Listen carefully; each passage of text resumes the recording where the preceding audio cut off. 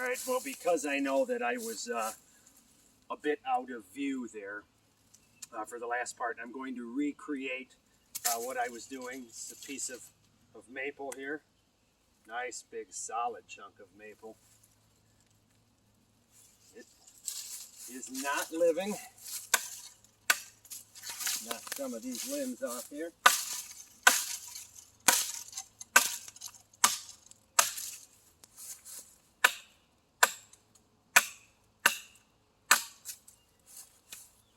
And we'll just maybe say that we want to, I don't know, utilize some of this for some kindling, okay, or feather sticking, whatever it is.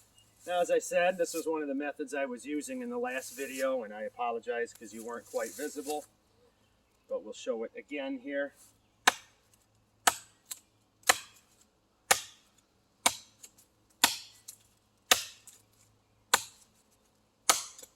As you can see, it does take some really nice chunks.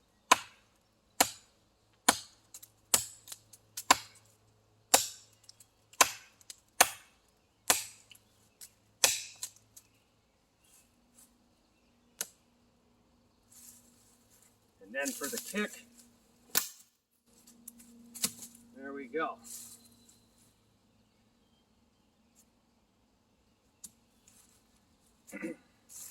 Now this is quite a piece of wood here.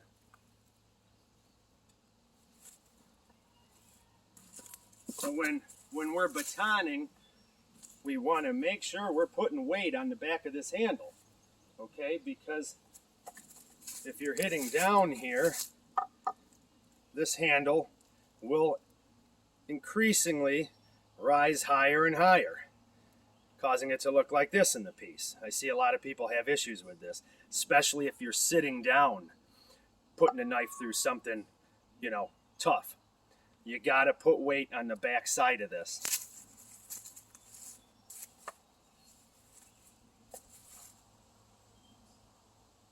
This is quite a piece.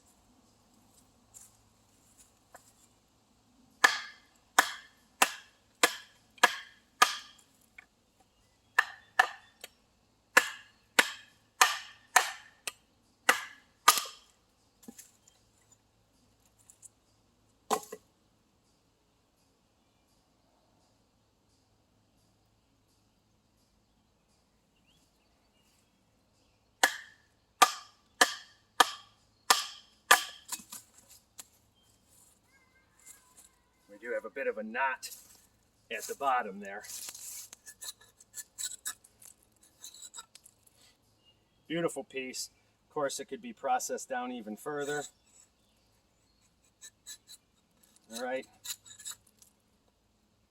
As you can see, that edge geometry there and the ease of use of this knife.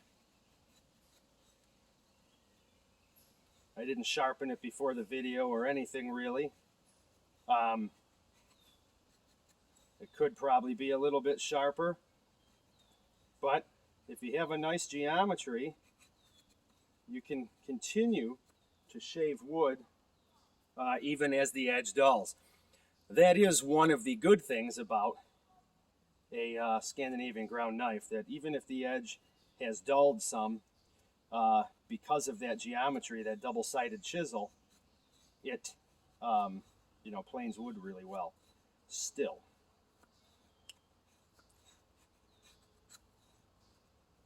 This is just standing up, doing this. You've seen people utilize different methods, right? Kneeling down or putting their foot on something and going this way. You can yield great results like that too.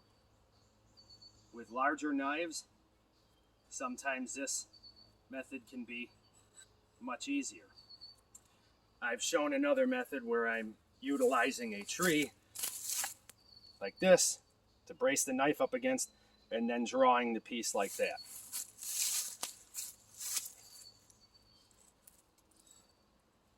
But even as is,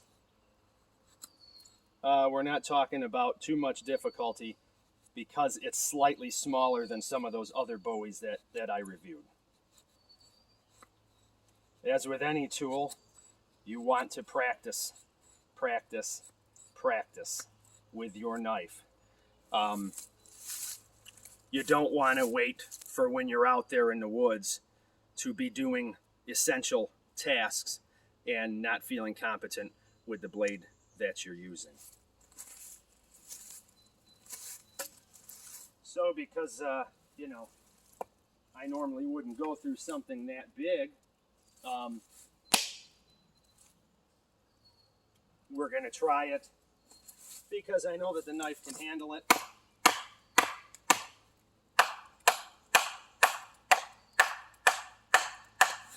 Just kidding.